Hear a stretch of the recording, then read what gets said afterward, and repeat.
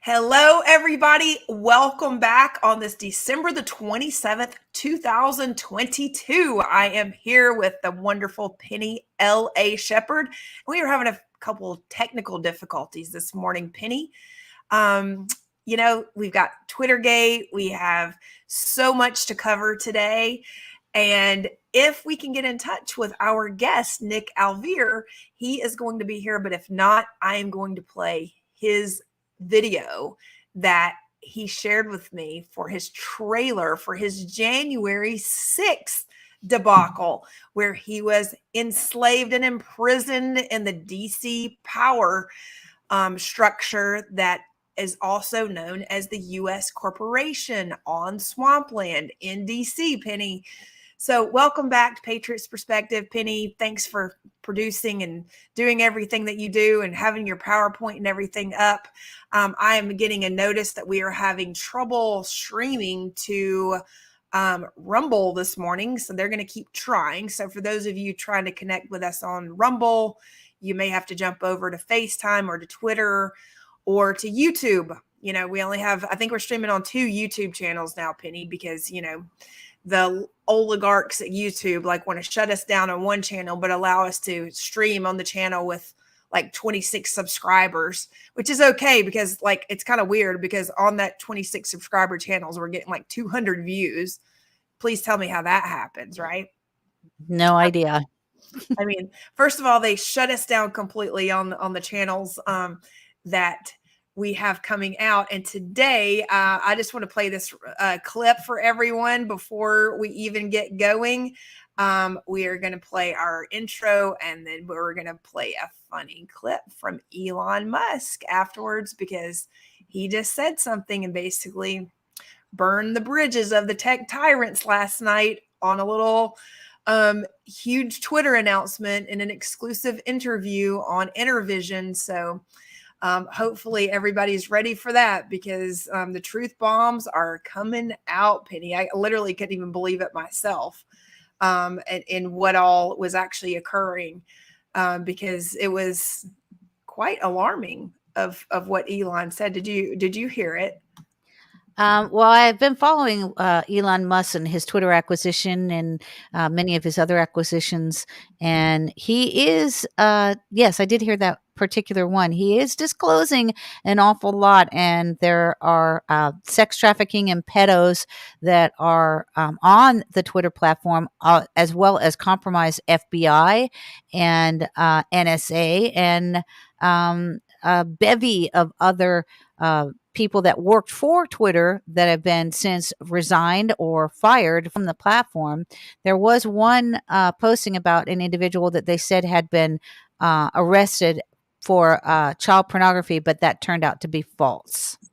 Oh, okay. That's really interesting. Well, let's get this show on the road today, Penny, because we have so much to discuss, and hopefully Nick will be here to join us shortly. And I don't think our audio is playing here, Penny. Imagine that. We're having some audio issues going on. Streamline nightmare before or after Christmas. Yeah. It's like this one's not wanting to play, and it's trying to say that we're offline, Penny. So I'm just going to try to move on to our Elon video so that we don't completely bore our audience here today. If you are tuning in, make sure that you do comment, hit the Rumble button, hit the like button. We don't have Keith here to remind us. That's the guy who did our voiceover, who's pretty amazing, Penny. I want to actually get him on because he was actually kicked off. He is amazing. I wanted to get him off of they kicked him off of the radio back in the day. They did. Why? Yeah, we have to have him on to find out his story, man, because from what I hear, it's pretty awesome. So I'm going to play this short clip of Elon. He's basically, this is on Intervision on YouTube, so you can go watch the whole video. But let's see what Elon is saying last night. And maybe why is this important to you, to make sure that people understand the stuff? Yeah, I think it's important to, if we're going to be trusted in the future, to clear the decks for stuff that's happened in the past. To be totally frank, almost every conspiracy theory that people had about Twitter turned out to be true. So, is there a conspiracy theory about Twitter that didn't turn out to be true? So far, they've all turned out to be true. And if not, more true than people thought. Is there a part of the files that really shocked you more than the rest of them? Like, of the things that have been disclosed, of all of these things, is there something that really sticks out with you as a holy shit, I had no idea this was happening? Or is the whole thing just a big dumpster fire? They were just looking at one huge thing, like PSYOPs versus the Hunter Biden thing versus the... Yeah. The number of FBI people involved, that was The pretty FBI shocking. stuff is pretty intense. Yeah, the FBI PSYOP stuff to me was probably the one that was the most insidious. Like, the rest of it, I could think of a bunch of overzealous libs got used. Yeah. Got it. You know what I mean? Sure. But to have a secure skiff that essentially sends things that government agents want the populace to basically think seems like out of a really bad dystopian novel. And then it turns out it existed. And then it also, the thing is, it couldn't have just existed at Twitter. So what are we going to do about all the other places where this shit's happening? YouTube, Facebook, Yeah. That's why Exactly. none of it seemed that surprising to me. I don't know, maybe I just believed all the conspiracy theories, but I've also been inside some of these companies and seen how they operate. So honestly, none of it was a surprise to me. Was it a big shock to you, Elon? Freeberg, I think you can claim that you weren't surprised that these companies were shadow banning, although they denied it. But did you really suspect that the FBI was playing a role in flagging content for these companies to take down? That blew me away. But content that's got nothing to do with like terrorism. Yeah, or they're not anything. investigating crimes. Like, there's no crime. Right. Yeah, they literally flagged satire. Maybe they didn't get the joke. I don't know, but They don't seem to be a humor-driven group, but they don't seem to have the best senses of humor. But aren't they supposed to get warrants? Isn't that how it's supposed to work in a democracy? They want information They're about asking users. favors of They their file. friends. Yeah, they're all friends. That's the thing that's troubling to me. Put yourself on either side of the extremes. Hey, but we have Michael Schellenberger here who broke the FBI story in the Twitter files. So let's flip it to him and to see he can because I think maybe the audience isn't caught up on what was discovered. So you want Now Michael, I how are have you? to follow Elon Musk. That doesn't seem fair. Yeah. Hey, guys.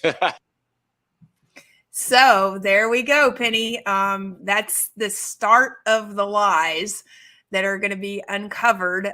Thanks to Elon, even though, we can't really say whether Elon's a good guy, a bad guy. I mean, he obviously is wearing his Baphomet costume on his chest in his Twitter profile. So I can actually say effectively that my opinion is that he is not a good person. He is one of the Dr. Evils. That is my opinion.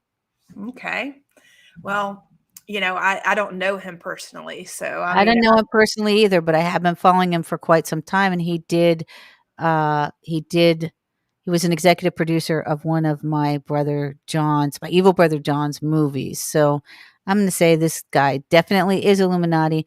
They will come and they will do good philanthropic things, but that does not mean that they are good. So please keep your eye on the ball and research everybody. Make your own assessments. But my particular assessment is that not a good guy. Yeah, I'm going to agree with you in terms of we have to watch what they do and everything that they do. And, who really paid for Twitter in the very beginning, who controls Twitter. He is showing this. And, I think we all want to hold out hope that he switched sides and, No. but is it really a big psyops? No, he also owns Boring Company, which Boring Company, as you know, builds the tunnels, and he's building these hypersonic tunnels from Las Vegas to, he's going to be building one in Bastrop, as a matter of fact, under Austin, which is where we were.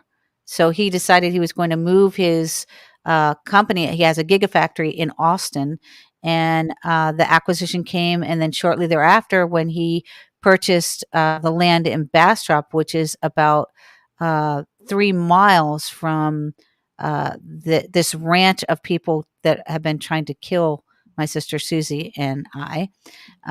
He purchased that, and 6 months later, our friend Chet was murdered on our ranch. Wow. That's That sounds like too much to be true, but also, who else is near you, Penny? Because you have another very Right interesting. now, Yeah. we had to flee Bastrop because we have, I believe that the Bastrop sheriffs are working this is my opinion again. I believe that they're working in conjunction with the cartel. The person that's running the very corrupt sheriff ran Waco. So he was the head of the Texas Rangers during Waco. And that I believe that entire city is just extremely corrupt. So now we know that he knows all of the people that have been after us, trying to kill us. He now moved into Bastrop. He moved his gigafactory into Austin. Then he moved a SpaceX, which he's now tunneled with his boring company to the SpaceX, and he will be building hyperloops throughout that city. His goal is basically to connect all of the hyperloops so that you will be able to just transit underground throughout the United States, which we already know that those deep underground military bases already exist. And I'm wondering who actually helped them, help build some of the highways that are already there. Um, and then also we know that Elon Musk has Neuralink, and he's in litigation for basically frying monkeys' brains with his Neuralink, which is a chip that goes into the monkeys, but he wants these chips available. It was supposed to be this year, so I'm presuming 2023 he'll be rolling them out. But one of the monkeys that he opened up his skull, put in the Neuralink, he put in this other thing. It was some kind of a glue that actually melted the monkey's brain. Now think about this: the monkey is you, okay? And then while they're telling you they're philanthropic endeavors in which they can help people that have neurological problems, and they can help them walk, and they can help them think, and hey, by the way, you don't need your keys anymore because you're going to put a chip in your hand to be able to locate everything and to be able to open doors. And then we can also, you're not going to need to find your phone because we're going to put a chip in your head, and then you'll be able to link to the internet and make phone calls from the internet. In the interim, you will be one hive mind, and this is the very nature of the experimentation, ultra experimentation that they've been doing for nigh on 100 years.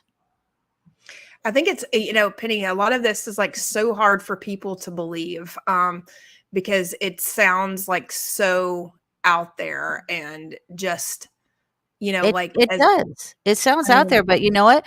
Research Neuralink, audience members, please take a look at it. Research what I just told you about the monkeys. Research what I told you about people using these chips, which are already in them, as security locks to open up their car doors, to open up their houses. There's one lady that is, they call her the chip lady, and she's had these chips in her, and she has a billion-dollar house.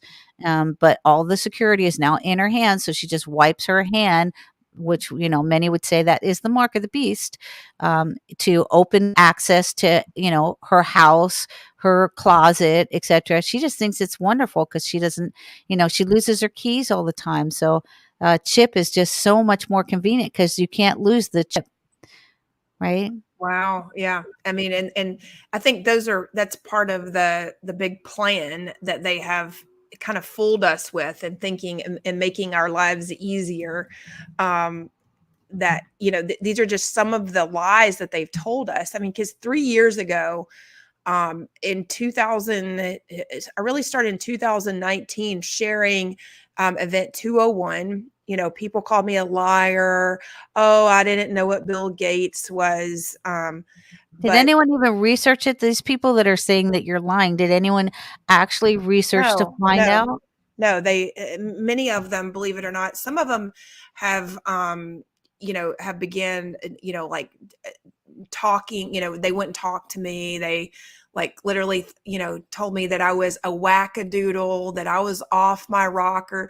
And I would even send them .gov to the .gov websites. I mean, so this is not information that's not out there. So would this be, Christy, would it be that? Mhm. Speak no evil, hear Yeah. no evil, Yeah. see no evil. Yeah, I mean, it is pretty wild that people have literally gone to that nth degree that they will not, you know, you know what they would respond back with, Penny. And then one reason I wanted to do this show today is to show the lies and lies and lies and lies. Because honestly, there's one older man that I hope I see in my business world. Yeah. And he always, like, he was literally on harassing me, telling me that I was a wackadoodle to the point where other designers quit buying from him. Oh, And he had wow. a huge company and was very well connected. I'm really curious. I'm not going to blow the whistle on him. I mean, some people know who he is because he was actually attacking me. Like, and I was like, well, this is really weird that you would just start attacking me knowing, like, you know, a lot of designers follow me. So, you know, they're going to really see this. And consider we're a country divided half and half. I was really surprised at this 80-year-old's behavior on Facebook, to the point where I would just start screenshotting his comments and posting them in our design groups. And I know he lost a lot of business because of it. You know, it's funny. It's not even an ageist thing either, because I know I'm 64. I'll be 65 in August of next year. And, you know, I'm very well versed, very well researched. And I know a lot of people in my age bracket and above that are very awake. So it's not an ageist thing, people. It is just, it is the reticence to actually research, but ridicule those who actually do research. And then when they ask you, Oh, but please they do do, the Penny. They go research. to Snopes. They go to Snopes. Oy. You know, they would send me links back to Snopes. And again, we covered this yesterday. If they literally scrolled down, even in the own article of Snopes, I would say, did you read till the end where it says, oh, this could be, but we're going to go ahead, just like Elon said in that video, we're going to go ahead and label this misinformation. Or what about this? I've been shadow banned based on satire from Hunter Biden's laptop, where I literally posted where Joe Biden said, Hunter Biden's the smartest kid I know. And so I just had that, like, what actually the Beijing president said. Okay, the Beijing, he's the president for Xi Jinping. Okay, that's whose president he is. Okay, for the United States of States of America, let's just call it. And with that, do you know that Facebook shadow banned me? I literally have it. And the best part is, you know, we're in Freedom, Florida, where supposedly Ashley Moody and Ron DeSantis wanted to sue them, you know, based on these big tech things. Keep in mind, Penny, I've won lots of awards. I've been on NBC Silicon Valley talking about social media, telling people, you know, about the new social media sites. So what better person to utilize as your spokesperson than a person like myself, who has been completely shadow banned off of Facebook? By the way, I was one of the first people on Facebook. Okay. So what better story, especially off of a little satire piece of something the president for Xi Jinping actually said about how smart his son is. Yeah. And so, but I'm like, why won't they call me back? I mean, I don't know. I mean, you know, I can't figure it out. So, you know, these are just some of the things that we have to, you know, questions that we have to ask ourselves. I mean, I would ask myself why Elon Musk was dressed in a satanic outfit for Halloween at Heidi Klum's get together. Yeah. I would ask myself a lot of things about Elon. And I would say, don't make a decision predicated upon anything I say or anything anybody else says.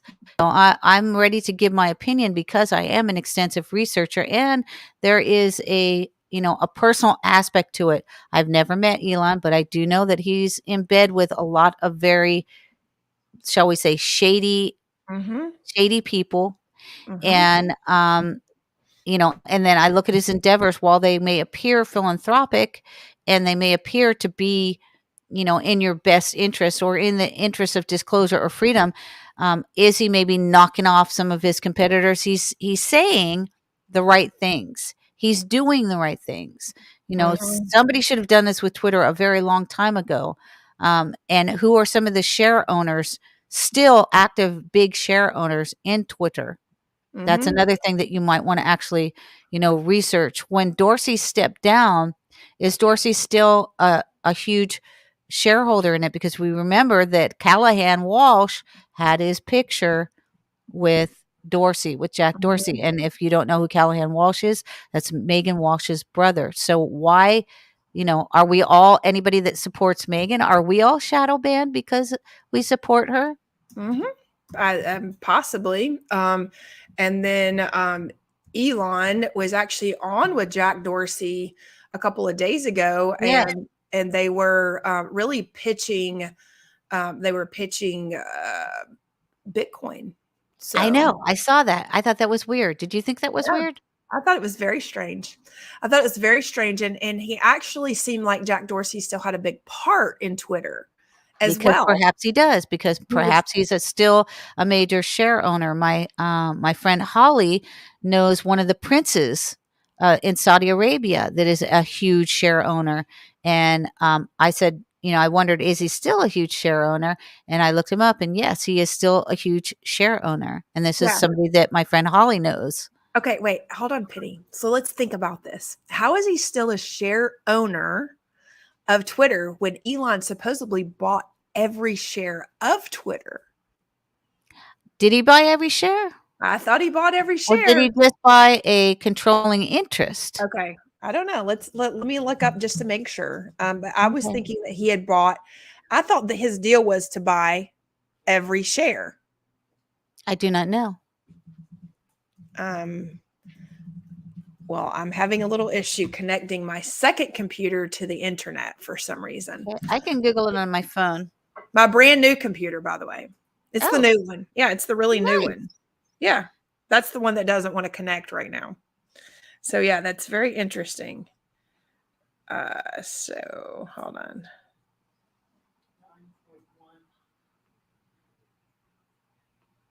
And we're going silent right now. I'm looking for who shares of Twitter. Did you have a video that you wanted to play? I did, but it won't play because of the computer.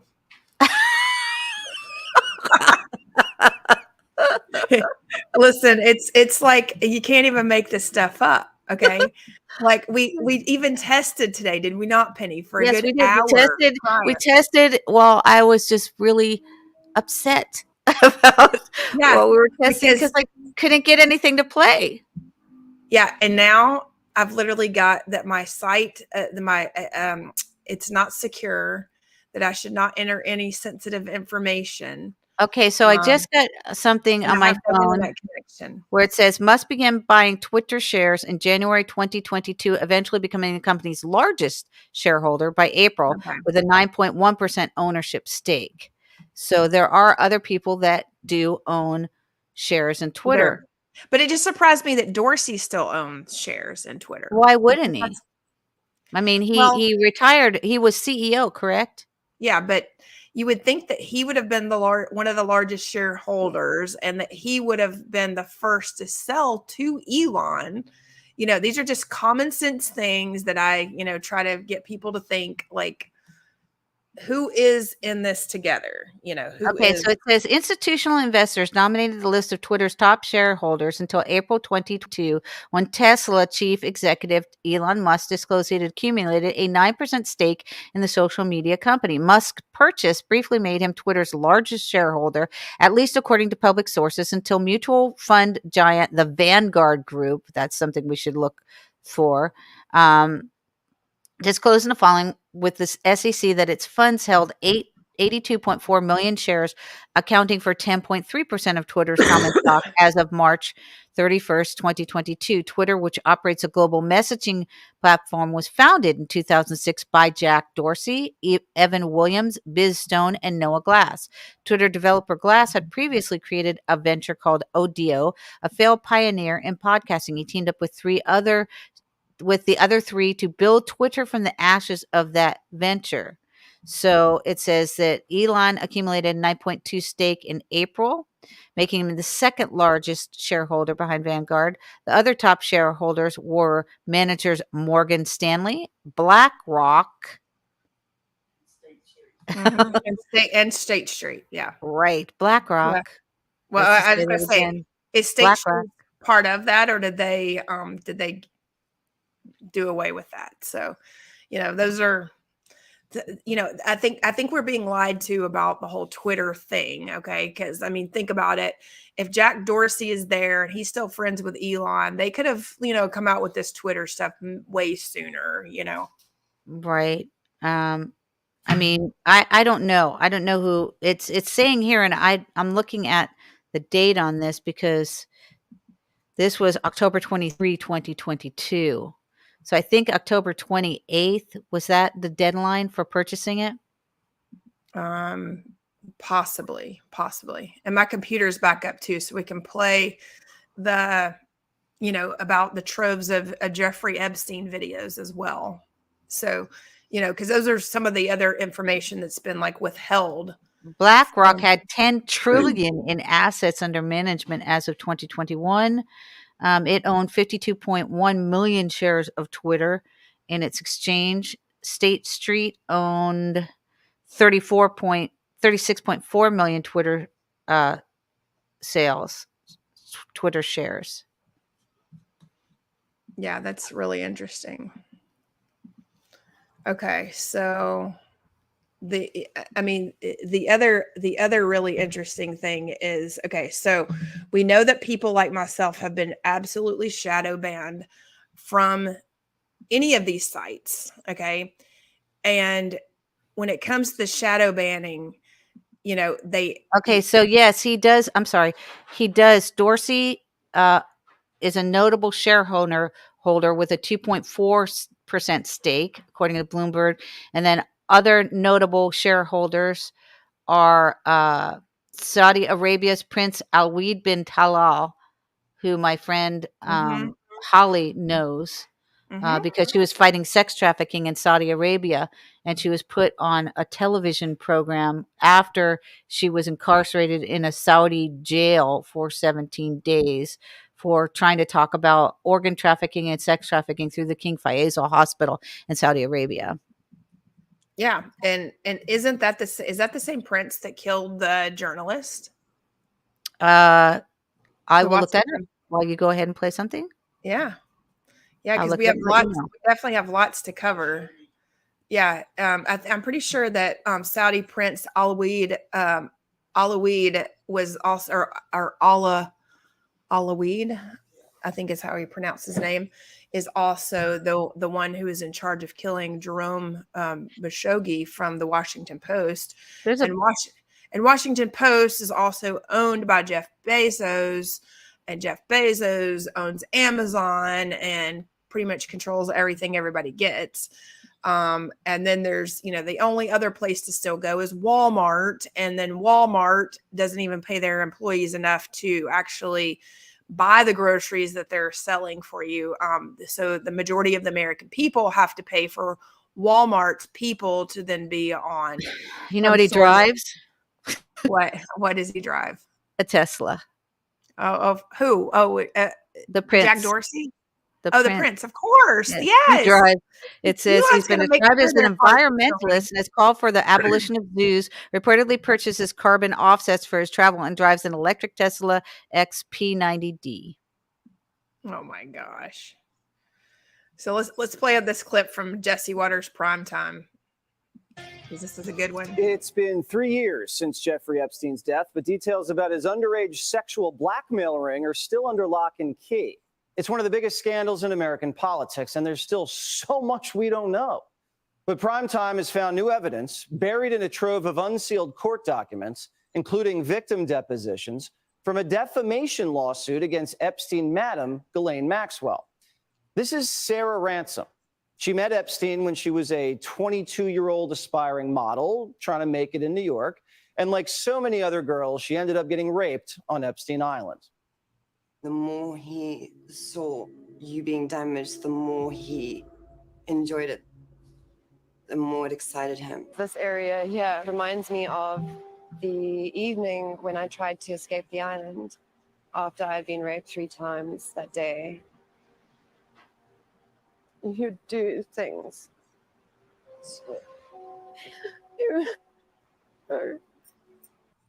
So here's a photo of the island, and this was right after she says Epstein gave her a naked massage. In a sworn deposition, Ransom described the island like a brothel with lots of teens. And Ghislaine Maxwell was tasked with having enough girls to keep up with Epstein's massive sexual appetite, telling prosecutors, quote, "When I was finished, another girl was called by Ghislaine, and when they had finished, another girl was called." Ransom also confirmed that Epstein kept videotapes of high-profile men raping underage girls as sexual blackmail.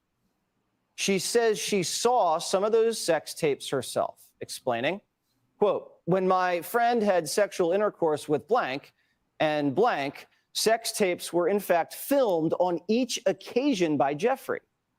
She also said Epstein was clever. He made sure he wasn't in the video, so it couldn't have been used against him. Ransom says she got her hands on one of those videos and backed it up on, those little thumb drives and sent them to different locations in Europe because she's scared someone from Epstein's inner circle still could get her. So if Sarah has the videos, the FBI has to have them too, right?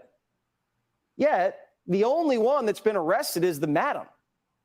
There's all these high-profile guys on these videos, right? Committing statutory rape, right?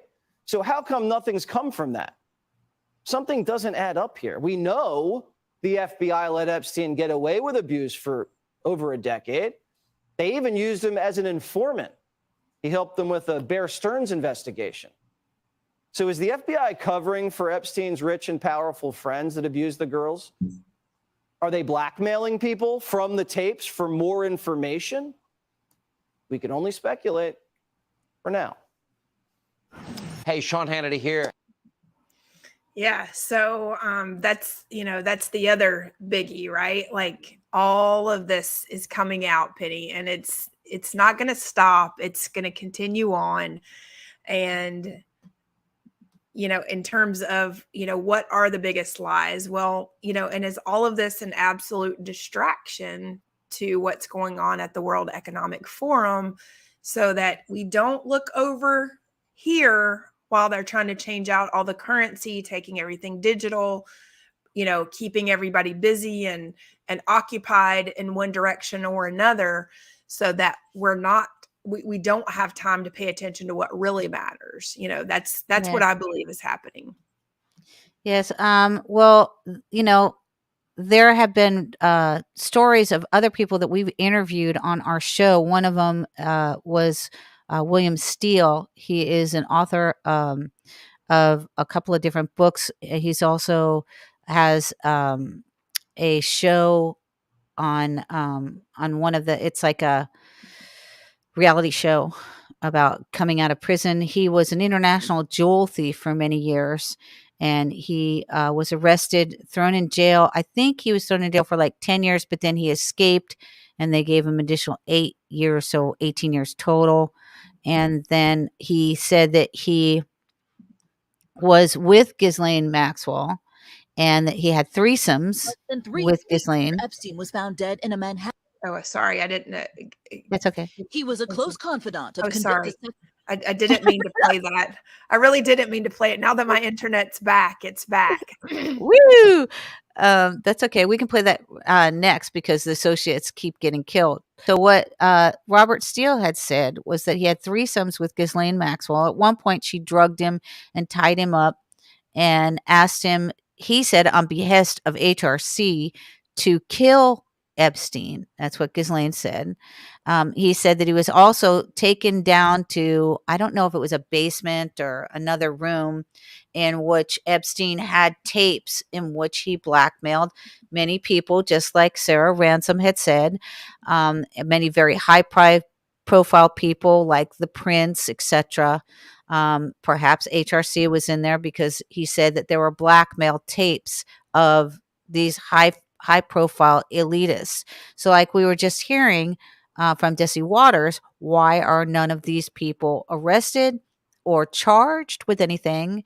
Raping children, raping underage children, raping overaged, individuals. Rape is rape. Maybe they have them on tape murdering people. We don't know what's on those tapes, but Well, and then we're also going to share the little black book. So people, for those of people who just think that we just cough up things out of thin blue air and we're conspiracy theorists, the majority of information I get is not only from .gov websites, but also from lawsuits, from evidence that attorneys are releasing, and actual copies of things, Penny. So yes.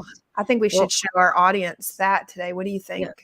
Yes, definitely. William Steele is a true crime author and a victim advocate. And he basically, he's written 2 books. One of the books was about a serial killer who I believe he said that he knew. Hold on just a second if I can find it. One moment. It's not Dr. William Steele. He wrote a book about Ghislaine Maxwell. Hold on a sec. And if I can just get the title for you. Sensational and Impure is the name of it. And he was on our show before. He was on the Dark Outpost, right? The Dark Outpost. Yeah. Okay. He was on the Dark Outpost. He is a successful author, named premier expert in writing true crime. He's also got a true crime channel as well. So his first memoir, which I think he wrote this in prison, but don't quote me, was about Robert Durst, who Sex and the Serial Killer, in which he knew Robert Durst. And then he wrote about Ghislaine, Sensational and Impure. I think he's going to be perhaps writing a second book. It's a compelling account from Steele's personal insider experiences regarding the horrific ongoing suffering and anguish that remains of the many victims of Jeffrey Epstein and Ghislaine Maxwell. And Steele had said that he also suffered at the hands of Maxwell. And then this is another person who is a Jeffrey Epstein associate who was found hanged in prison. Ex-offender Jeffrey Epstein and a former French modeling agent facing charges of his own. Tonight, Jean-Luc Brunel is dead, found in his Paris prison cell hanged with his bed sheets, according to the Paris prosecutor's February office. 19, 2022. Died by suicide. It comes less than 3 years after Epstein was found dead in a Manhattan prison under similar circumstances. His death has been ruled a suicide. Brunel was awaiting trial after several former models accused him of rape and sexual harassment when they were minors. What he was accused of in the context of his relationship with Jeffrey Epstein was using his position as a modeling scout to lure women to be abused by Epstein and by himself. In a statement, Brunel's lawyers maintained their client's innocence, writing in part, his decision was not driven by guilt, but by a deep sense of injustice. It's the latest twist in the sprawling saga of Jeffrey Epstein, coming just days after Prince Andrew, another Epstein associate, settled a sexual abuse lawsuit against him without admitting wrongdoing. And in December, Ghislaine Maxwell was convicted of luring young girls to be abused by Epstein. She has requested a new trial. Tonight, Maxwell's brother calls this latest death in the Epstein orbit incomprehensible. Do you fear for your sister's safety? Yeah, I certainly do. I'm not a conspiracy theory person, but if you were a conspiracy theory person, obviously you would say, well, these things happen in threes, and no doubt Ghislaine is going to be taken out for whatever fantasy reason people seem to think about. But for Brunel's accusers? With Brunel's death, as with Epstein's death, many victims say that they still feel as though they've been denied that closure and that accountability. Blaine Alexander, NBC News. So it's like an ongoing saga of, all of these people. It may seem like I feel like we're constantly talking about the same people, Penny, but I think if people only realize these are the same people in many cases. Yes, they right? are. It is such a small, when we have an audience and everybody's listening in, one thing I want everybody to understand is this is a very small group of people. This is not the average, group of people who, we are, we're thinking is like this massive group. Yes, they own a lot, but the reality is when we know who they are and we're able to identify them, if we really all stick together and call them out, that is basically, what we're really looking at is this very small group of people. So Penny, the other thing that you had in your presentation is Russia invading the Ukraine, maybe as one of our biggest lies. We covered a little bit of that yesterday regarding not Vladimir, but Zelensky coming to the United States. So no need to, if you want to hear more about that, go back to that, because, that could be a big fat lie. And obviously we know that one of the biggest lies is the Twitter files, the FBI acting as the doorman for Twitter. Yes, and burying things like the Hunter Biden laptop, in which we were told was misinformation. It was Russian misinformation. It was not. It is, in fact, a laptop that has been possessed by the FBI for quite some time now, and they've hidden it. Why? Yeah. I mean, I think that they don't even, people don't realize the importance of that, because they don't realize the importance of the truth. And the Bible says the truth will set us free. So that's a really big one. And, and when we still have Elon in charge of Twitter, for now it may seem like things are one way, but it could quickly turn overnight. So I think that's what the problem is, Christy, is that everyone's looking for a hero. Yes. I have one hero, and that would be Jesus Christ. Yep. That's my hero. That's my savior. There is no man on this planet that is my hero or my savior. And so everyone's looking for that. They're looking for a president who will be their hero. They're looking for a CEO that will be their hero, a billionaire. They're looking for the white knight that is going to come in and save the world. And I actually don't believe that that exists. I believe that we, the people, are the white hats. We, the people that are disclosing, that are actively trying to find the truth and seeking everywhere that we can. And if we make a mistake in our research, we come out and we say, you know what? I made a mistake. Yep. These are the people that are the actual white hats, the people that are coming forward and saying, yes, in fear of their lives, and telling you the truth and saying, yes, I was raped by this individual, like the Sarah Ransoms of this world that are coming forth. And, the people that aren't getting financial remuneration, but that are coming out and trying to tell the truth. There were more than just the people that were in that trial that were raped and pillaged and ravaged. There are children that you will never see. Some have been murdered. Some are still enslaved, have been shipped to, God knows what country, and are being held by God knows what leader or what individuals that are sadistically, satanically, ritually abusing these children and putting them into the sex slave trade, or that have been murdered and eaten or had their organs sold.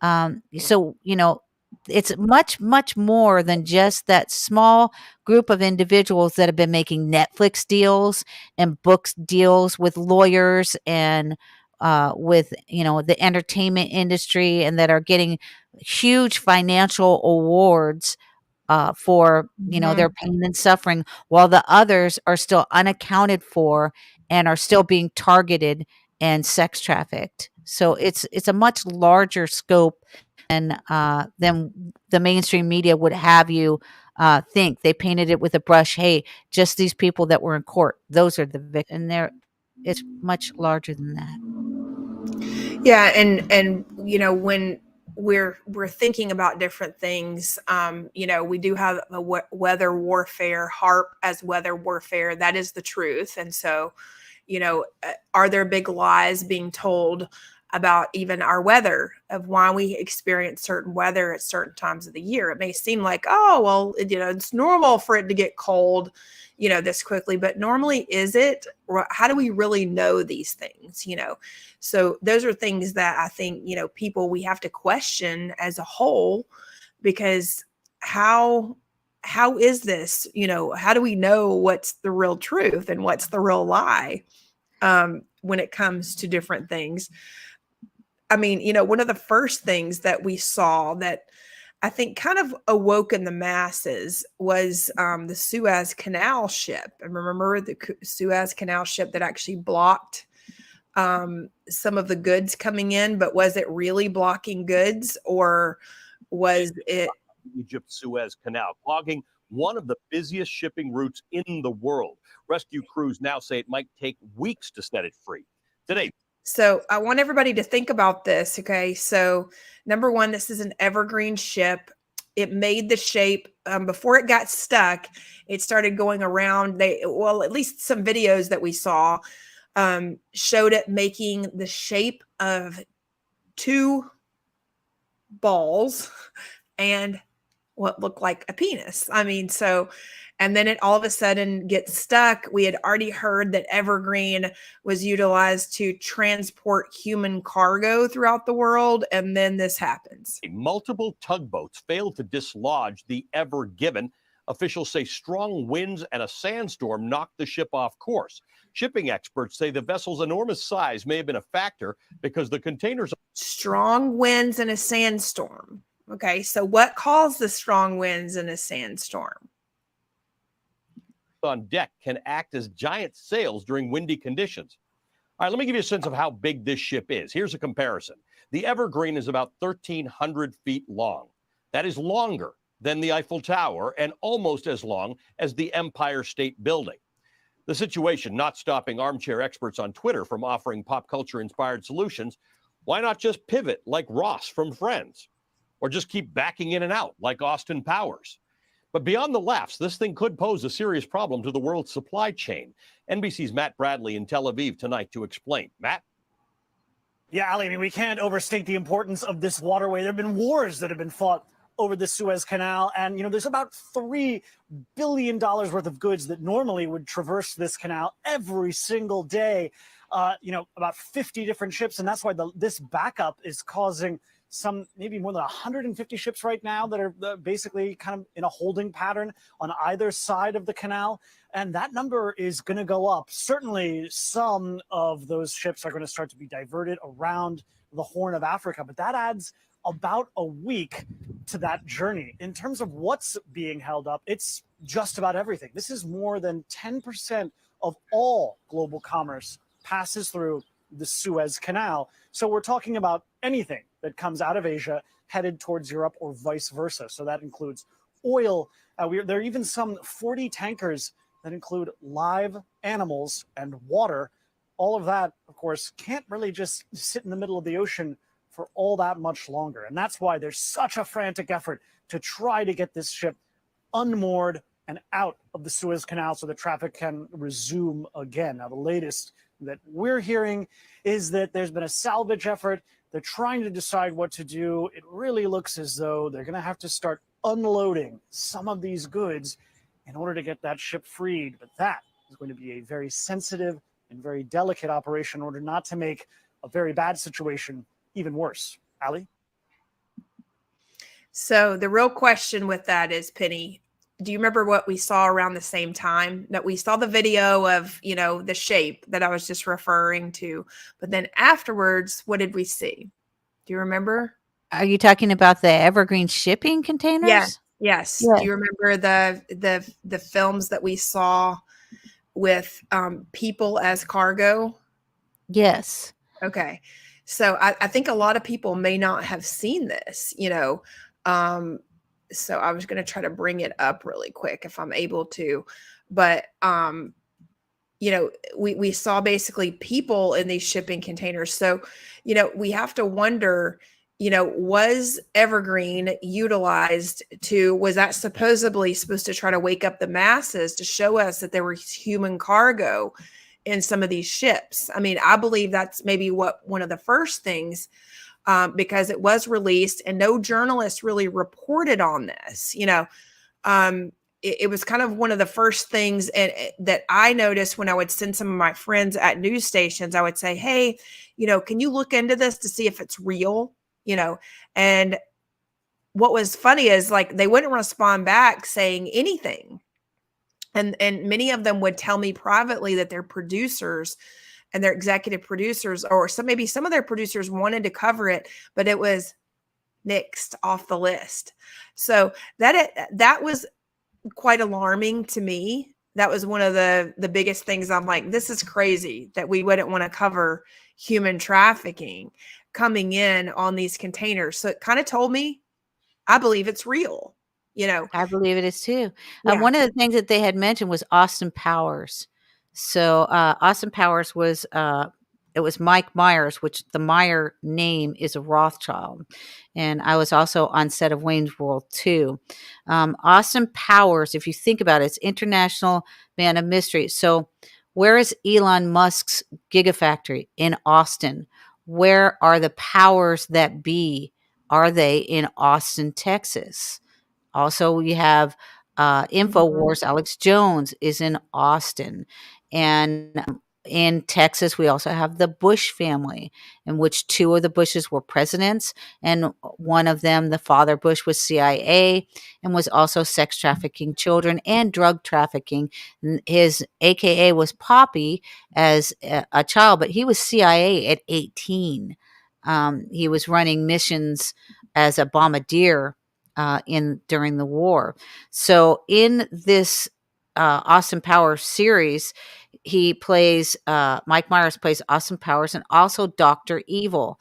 And Dr. Evil has a weather machine, which he is going to aim at the people, and he's going to cause earthquakes and mayhem with the weather machine. Is this a joke or is this a reality? It is a reality. If you don't think it's a reality, please take a look at HARP. Well, and I also encourage people to go on to Architects and Engineers for 9/11 Truth. That's ae911truth.org, because it's all about the World Trade Center collapses, and there are more than 3,000 architects, scientists, and experts, structural engineers, high-rise architects. Now there's over 3,600. And let me tell you, I've actually gone to sign this petition. They asked to see all of your credentials. They don't let just anybody sign up for this, because I wanted to know, do they actually vet these numbers that they're seeing here? Okay. So there's members of the public. They're not skewed.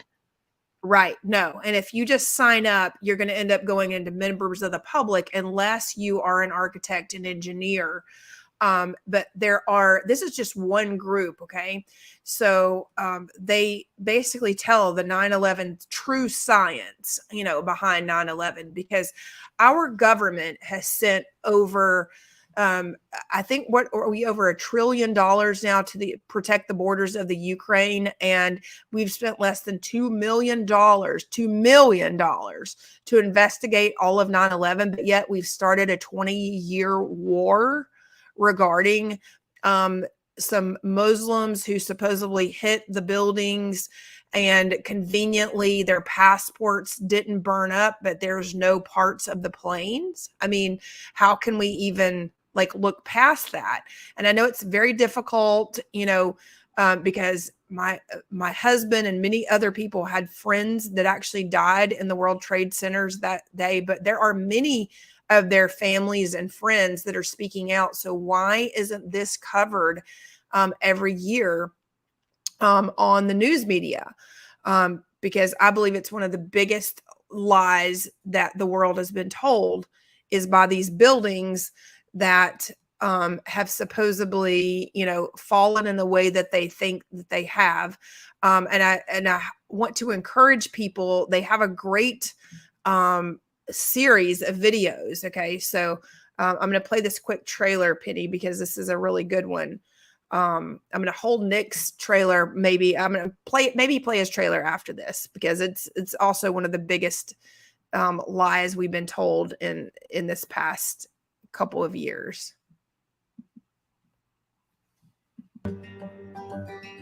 Well, it's been a point of controversy now for more than a decade. A researcher now from the University of Alaska Fairbanks is weighing in.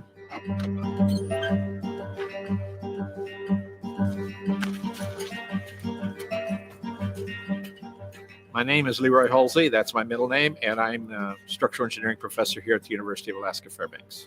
He led a 4-year study which reevaluates whether Building 7's collapse could have been caused by fire. Building 7 of the World Trade Center came down. It was never hit by an airplane. It fell because thermal expansion caused a fire-induced progressive collapse. And we'd never experienced, prior to that day, a steel frame building collapsing due to fire. It just didn't happen.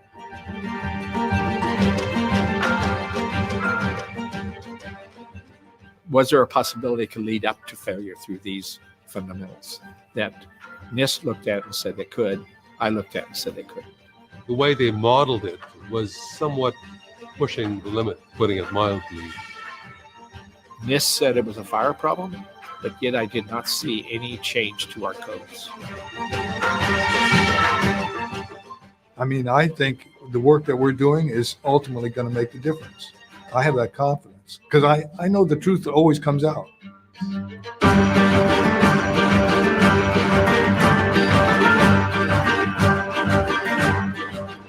There's a problem with the collapse of Building 7. There's a problem with 9/11. So it's Building 7 that really triggered their investigation. And after they realized that Building 7, they really did a very thorough investigation. Obviously, Building 7 wasn't reported properly. We had the BBC reporting that it was already collapsed before it was actually collapsed. And then, their timelines were a little messed up.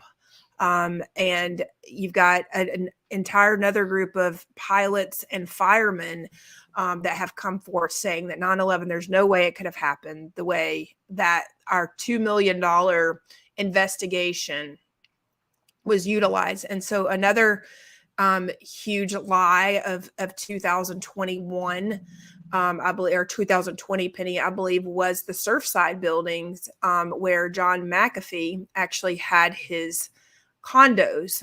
Well, we don't actually know that he had condos there. Yes, we do. We actually do. We do. Yes, we do. Yep. My neighbor was the manager of Surfside. Okay, because as you know, John's wife is on our show. I know. So I'm not privy to this information. So what is it that you found out? He definitely had a couple of condos there, along with the First Family of Paraguay, along with other mob families, had their condos there. I'm going to try to have Scott on to tell what he can. Okay. But yeah, he's like the full list is actually the full list is actually under full list of ownership is there. So we can all go online and see that. So that's not any big secret. But it basically caused the death of 98 people. But the really interesting thing was when this building was investigated by the same investigators that investigated 9/11, that are questioned by almost 4,000 architects and engineers. Okay. So why would we call in the same investigators from Israel? Okay. These investigators are from Israel. They're not from the United States. They came to investigate Surfside? They did. They came to That's investigate crazy. Surfside. Yes, they did. But the really interesting thing about this, Penny, was, do you know that they actually went in and collapsed the rest of the Surfside buildings on July the 4th? Really? Yeah. So we have to think about in Florida, what goes on July the 4th? It's very warm here. Everybody's outside, of course. They're out with their families and everything. So I believe it was some type of ritual that occurred on July the 4th, number one, because it is a major holiday. But why couldn't they just wait till July the 5th to collapse those buildings when there wasn't everybody outside? And why did they need to make it part of our Independence Day celebration. Okay. Right. Think about this. Think logically, everybody. Okay. For those of you who are in the fire department or police department or anything, you are most likely off on July the 4th. Okay. So you would make double time to come on, and they need those people to either, the real question here is, and Scott may know the answers to these, and I don't know this exact answer, but it's a question that we should definitely ask him, Penny, is with the buildings, because on 9/11, they wanted our typical people, like security in the World Trade Towers were off. Okay. So they always want to do these things while the typical people that are there and a part of it are off. So the real question is, were our police and firemen there? So here's the casualties. You can see here that there were 6 deaths from the family of Paraguay. Paraguay was about to come off of the central banking system, and I believe they were actually going to go on Bitcoin. Okay, so conveniently, 6 members of the royal family of Paraguay. You had 4 people from Argentina, 4 from Canada, 4 from Cuba, 4 from Venezuela, 3 Colombians, 2 Uruguay, 2 Australians, 1 Brazilian, a Chilean, and a Costa Rican, an Italian, and a person from the United Kingdom. The rest of the 64 deaths were from the United States, and there were 10 United States people injured, and only 1 Argentinian injured during this. But yes, the full list, I'll actually have the full list, but Governor Ron DeSantis called the state of emergency declaration as rescuers were not able to retrieve certain people. And then Daniela Levine Cava is a American. She is our Miami-Dade mayor. Okay, so she's the Democratic mayor here in Miami-Dade County. She's the county mayor. The other person we went over yesterday is the city mayor. Okay, so these mayors are, her press briefing on day 1 was very awkward. Day 2, she had hired a PR agent who's over on the side, obviously coaching her. Okay. So why do you need somebody to obviously coach you on the truth? Okay. So of course we had FEMA come in for the rescue. We had John McAfee at the time, and Penny, I don't know his wife, and I mean no disrespect to her whatsoever. But I will. She hasn't spoken on this. Okay. So I will find out the name of the organization, because obviously every time there's an LLC that typically owns a condo, there are names attached to those LLCs in some way. Yes. And that's what I was told. So that, yeah, I can't, refute it, because I haven't spoken to her about this issue whatsoever. I was just interested as to what your intel was regarding this. Yeah. Well, the really interesting thing is this, Penny. Okay. So there were all of these donations that were collected. Okay. So everybody went, they wanted to give donations. So the biggest thing Scott's going to report on, and he's waiting because, there's a timeline in which all of this has to occur. Okay. Yes. So Scott, the Supreme Court case is actually, I think, finished about right around now, the 27th of December. Okay. So he has to make sure that so far, as of like 6 weeks ago, none of this money had been turned over to any victims, any employees, or the HOA. Keep in mind, he is the manager of the HOA. Okay. He would know. He's required to know. By law, the manager is required to know. Okay. So if this was not given, where did the money go? Was this a big money laundering scheme?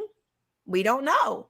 But it's really interesting that a lot of people throughout the United States gave a lot of money.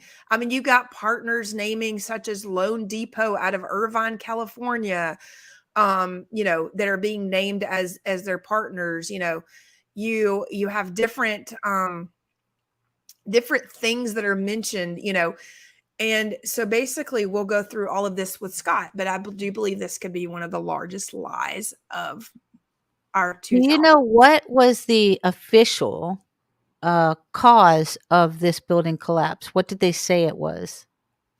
Well, there were a couple of theories. So we had people early on that said there's no way that this building, because of the ignitement, there were sparks. It looked like sparks flying from fireworks, very much as if it were a controlled demolition. Okay. Yes.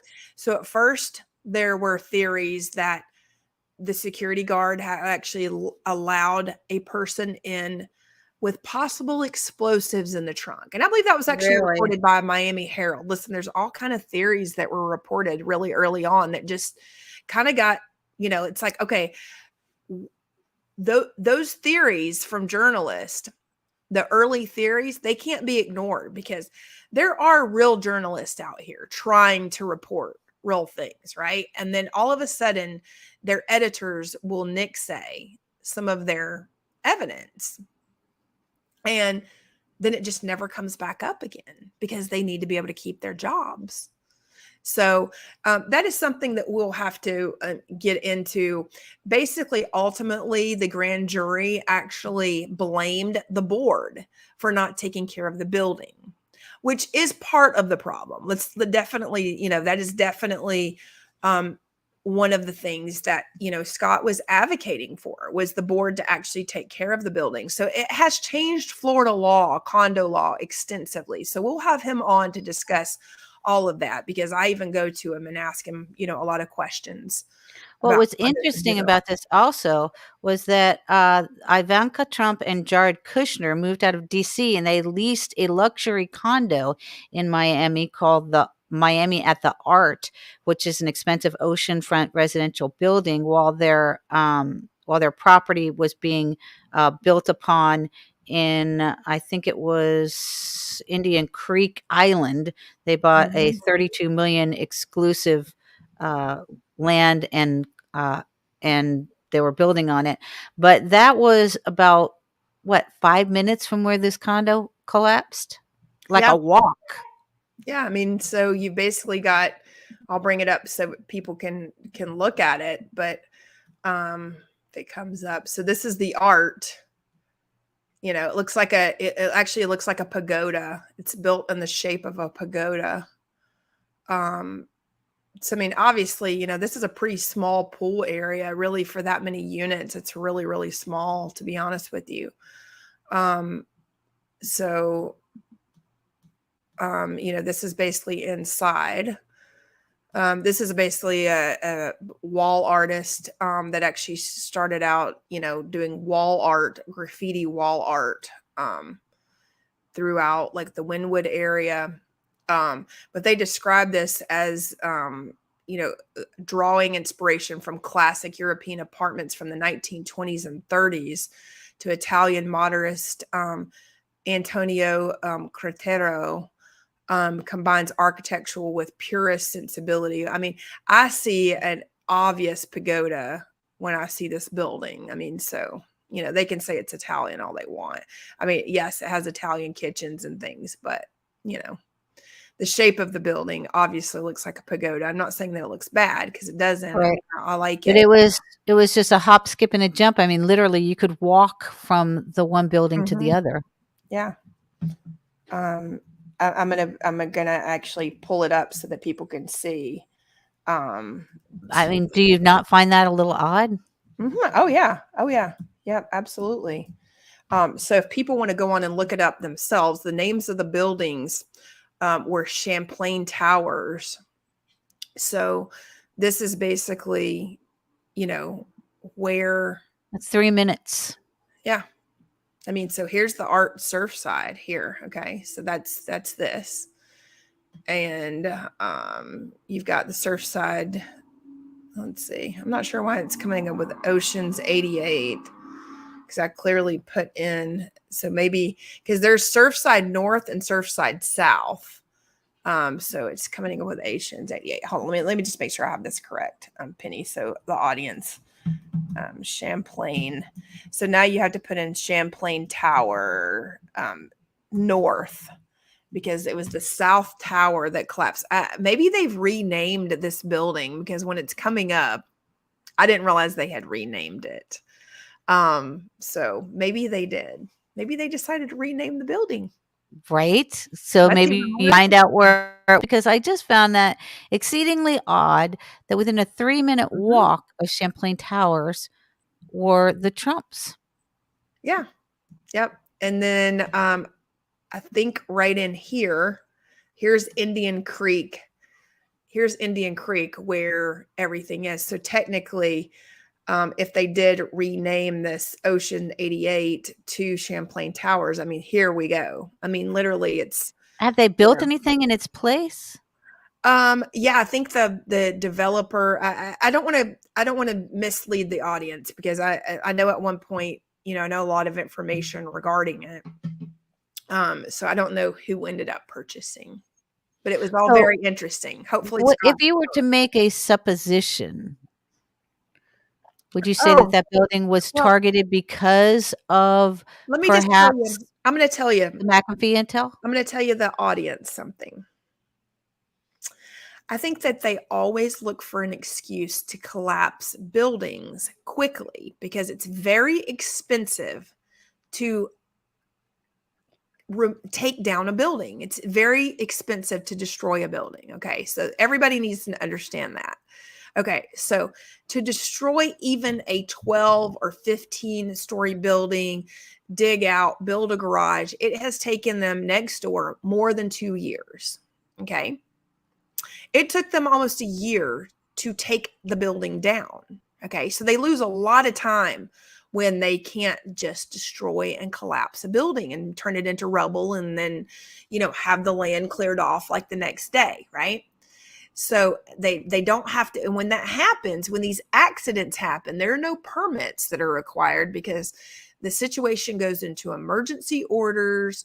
The state gets a lot of money, the counties get a lot of money, and the cities get a lot of money. Okay. And that's the point where I was going to with the money. And then in this case, they advocated the public to get all of you to give your money. And the last time I checked with Scott, which was about 6 weeks ago, I can't ask them these things all the time. Yeah. I mean, this is my neighbor right across the hall, and who wants to keep talking about this? I mean, the guy has PTSD because of this, right? I mean, really. I bet. Yeah. I mean, what is Scott's conjecture? Well, I don't know that he can give his real conjecture, but we'll have him on and we'll find out.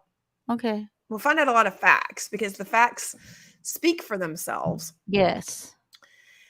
And I do think he agrees with much of the grand jury ruling, which is that the owner, the board of the building did not take care of the building. Okay. So I do believe that the counties and the cities prey on buildings that are not being taken care of. Was it a historic building? Had it been there for 50 years? No, it'd been there a long time. Yeah. It'd been there a really long time. Yeah. It'd been there a long time. I don't remember the exact date. Hold on. Let's see. I mean, it was off of Collins, right? Because that was my stomping ground. It would have been off of the main, Collins Avenue. It was 877 Collins Avenue. So it was built in, it was completed actually in 1981. So it wasn't that old. So 50 years old. Yeah. I left Florida in 79, actually 78, to attend New York University. But I lived in Miami for 18, almost 19 years. I was raised in North Miami Beach. So I know that area very well, because I used to take the MTA to go to the beach, and I would go behind the hotels there. Yeah. And our neighbors actually owned some places that they sold souvenirs and at the hotels. Yeah. So I would go there all the time. on the beaches. Yeah, so I mean, it's all very interesting, and I would really want to also at the same time, maybe after Scott, we can have some structural engineers on to talk about, because the way this building was constructed was very odd, and the pool actually sat on top of the parking deck, but I still don't see how that could have pulled the entire building down, but maybe it did. I mean, how far is that from Biscayne? Okay, I see Biscayne Point, but how far is that actually from Epstein's place? Which is, I think, it's a pretty 358 good El ways. Brio. It's a pretty good ways. Hold on, let's see. 358 El Brio. Yeah, 358 El Brio. And by the way, that I can tell the audience that Epstein's place is an hour and 40 minutes away, is completely collapsed. It is Yes. gone. Okay, they have. Why do you think they did that too? Well, I mean, it literally does look like this. I can validate, because Megan and I actually went by there. Why do you think they did that? I think they did it to get rid of evidence. I think they could have done a lot of these buildings to get rid of evidence and to get rid of people. So, due to the fact that the building was old, that's a good enough excuse to say that it suffered from various damages. Well, and they know that they know that they couldn't, that they could, probably couldn't buy it. Okay. Because people really didn't want to sell. Okay. It's my understanding people did not want to sell. So, I mean, you can't buy something that people don't want to sell. I mean, who was living there? We have deposed dictators. We have mafiosa. We have politicians, relatives of politicians. It's a motley crew there. Yes. Yes.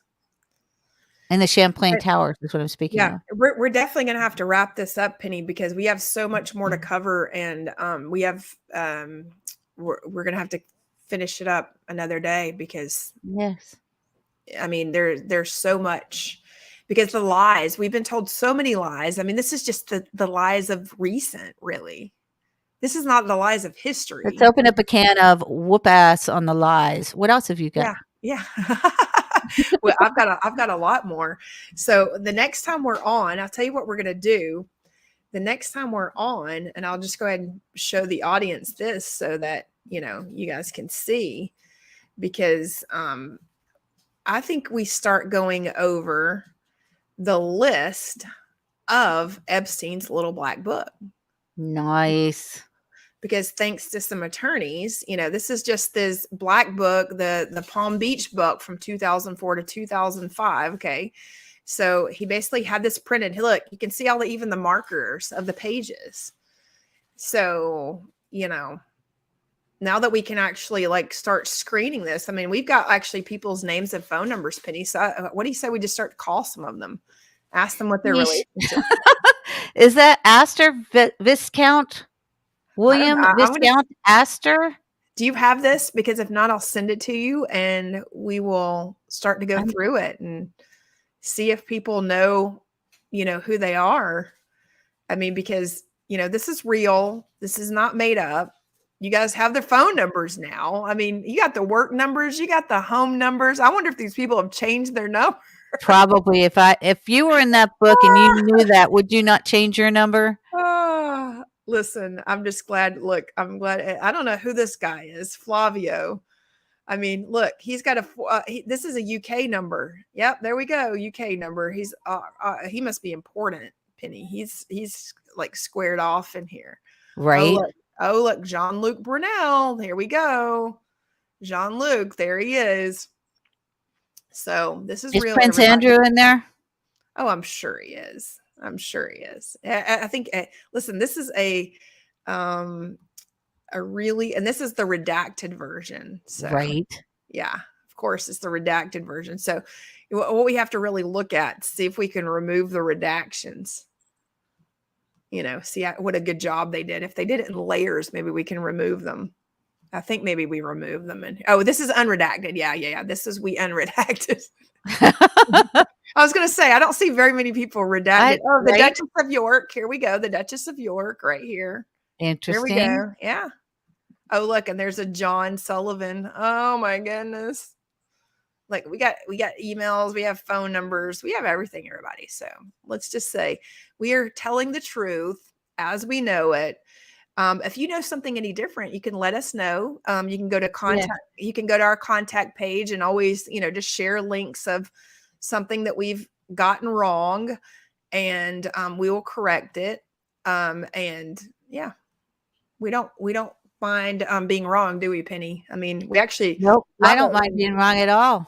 we love it when we have audience participation. So if you guys know any of these, I'm scrolling through pretty quick, but you can stop the video and see if you've got, we're only on page 24 of 92. So I mean, his little black book was pretty big once printed off. Oh, look, here's the Aramis family. Oh, look, Dustin Hoffman. Is it Dustin Hoffman? Did you see him? Yes, see it right there on the H's, Dustin Hoffman. Oh yeah. Here, Dustin Hoffman. Here we go. It looks like, oh yeah, he's got his 212 number on there. That's his New York number. Okay. Here we go, everybody. So Dustin changed his number for sure. oh right? yeah. Well, we should call and find out, Penny. By the time You our audience can go ahead and call. By the time our audience sees this, they're gonna I'm not calling these people. Okay, everybody. I may have to do a show by myself where we do nothing but call up Jeffrey Epstein. Ringy dingy ding. One Yeah. ringy dingy. Yeah. So how did you know Jeffrey Epstein? How did you go to dinner with him? Did you go to Right. Epstein Island? How'd you get by my the way, phone number? Well, we were just scrolling through Jeffrey Epstein's phone book and we found it. We're Yeah. wondering why you were there. So really, Christopher Lambert? Is he even alive? Is Christopher Lambert still alive? I don't know. The actor. Oh, I don't know. I don't know him. See, this is the thing. I don't know all of these people. Right. That's the important thing is, making sure that, somebody actually knows. Or there's Courtney Love. Look. Oh, he's got Courtney. Interesting. He's got Courtney circled here. So yeah. Just scan through and everybody and see if you know any of these people. No, it's still questionable whether Courtney actually offed her husband or not. But there is one component that they had in it's Dave Grohl, who was the drummer, and Dave Grohl also has another widow on his hands now after Taylor Hawkins died. Oh wow. Wow. So Pretty just crazy. wondering, and I did a whole thing on Dave Grohl. He also came out with a movie, which was Studio 666, and his actual studio, I think, is Studio 66, and in which he is possessed by a demon, and then he kills all of his band members. Oh wow. Yeah. You've got to be kidding. Not kidding. Which I was. Oh my goodness. You know me, I'm the Hollywood, dark journalist. So these are things that I research regarding what I refer to as a military industrial entertainment complex, which is put in place by the undercurrents of the CIA, who disseminate information through the Mockingbird media, through book media, and through newspapers and online sources as well. They drop their information in there, and then also through movies, through through televised television series, and through music. And also, they also use the sports industry and modeling industry. They're all intermeshed in one. They comprise a military industrial entertainment complex. Yeah, I mean, this is just one little black book here. Yeah. By the way, did you see who is circled here is Peter Soros? So interesting. Yeah. Maybe these are like his good friends. Yeah, I don't know. I mean, I don't know who who circled it. Look, I would like Christy Turlington. Look, there's Robert Chris and Blaine Tucker. Trump, huh? Yep, Chris Tucker. Christy Turlington. Yep. Is that a governor or Turnbull? Governor Charles Governor Turnbull. Oh, there's no telling. See, I don't. It must be his middle name. Barbara Walters. Oh yeah, look, of course. See, I didn't know how to get in touch with Barbara. Mike And Wallace. Mike Wallace. There you go. Yeah.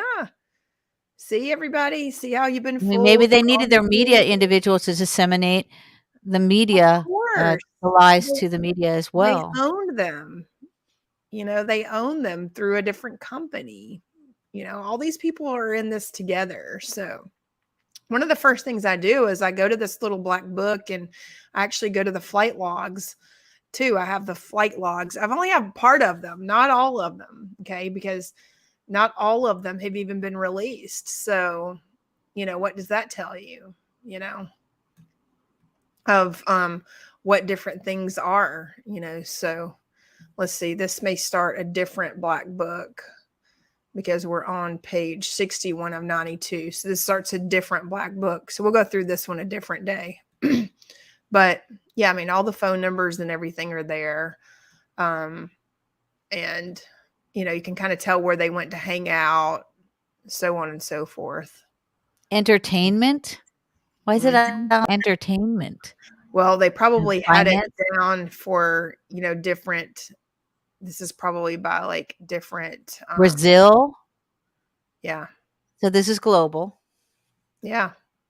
I'm surprised he doesn't have Joseph Mengele's phone number in there.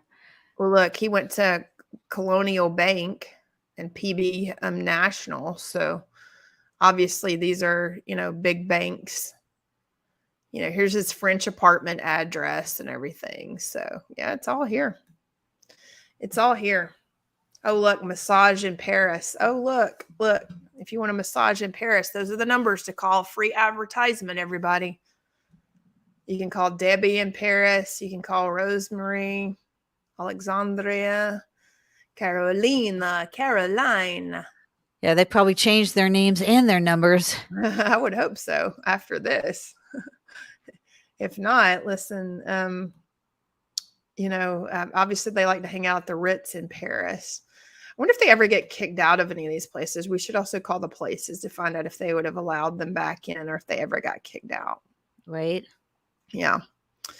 So, and here was his address for the USVI off of Red Hook,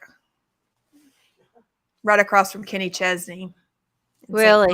Yeah. Mm-hmm. Interesting. We have so much to talk about, Penny. I think Kenny Chesney is on one of John's client lists. Oh, sadly, I know. Yeah, he was on St. John. I think he sold his place though. So I would too. Wouldn't you though? Wouldn't you though? So we'll continue to go through this, Penny. I hope everybody has a great day. If there's anything that you want to know, like be sure to comment. And my mom is great at reading your comments, and we'll make sure to cover anything that's coming up because she'll make sure that we cover it. Right, Penny? Yeah, exactly. While we're researching, mom is great at commenting and keeping up with the audience. And evidently she's been texting me and I didn't even get it. Yeah. So, so make sure that you do like, subscribe, and Penny, any other closing thoughts for today? Anything you want to cover? Make sure we cover tomorrow. I wanted to let people know that the Dark Outpost is returning tomorrow, and Christy will be on the Dark Outpost on Tuesdays from 9 to 10 Central Standard Time, which is 10 to 11 Eastern Standard Time. Dark Outpost can be found on Rumble and also Facebook and BitChute, and I am co-host to the fabulous David Zublik, which is such an honor to work with him. And so we will be resuming tomorrow. We're on 9 to 1 Central Standard Time. That's 10 to 2 Eastern Standard Time. And as of January 2nd, we're going to be adding a 5th hour. That 5th hour will be live. However, the 5th hour will be something that only people who belong to the inner circle, the Dark Post inner circle, will be able to see. So again, starting January 2nd, we will be going from 9 a.m. until 2 p.m. Central Standard Time, and that's 10 to 3 Eastern Standard Time. So look forward to Christy, my very good friend, being on that show with us on Tuesday and making other appearances as well. She is our international correspondent in Miami.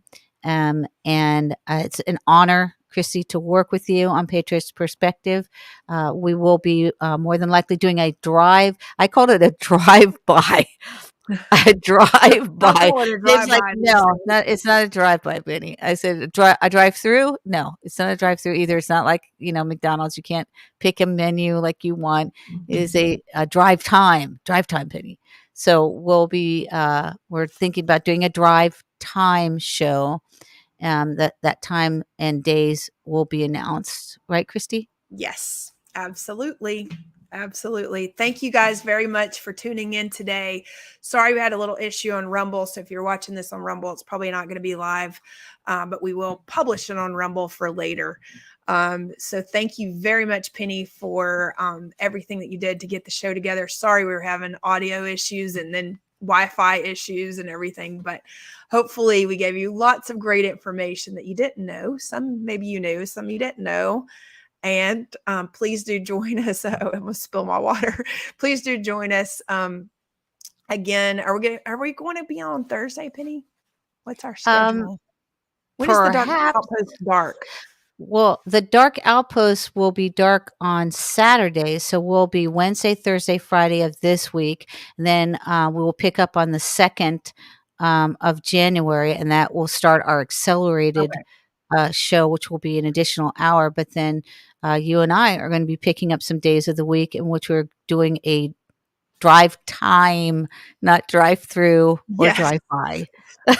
Although, we're doing a drive by shooting because we're shooting you with the truth. That is.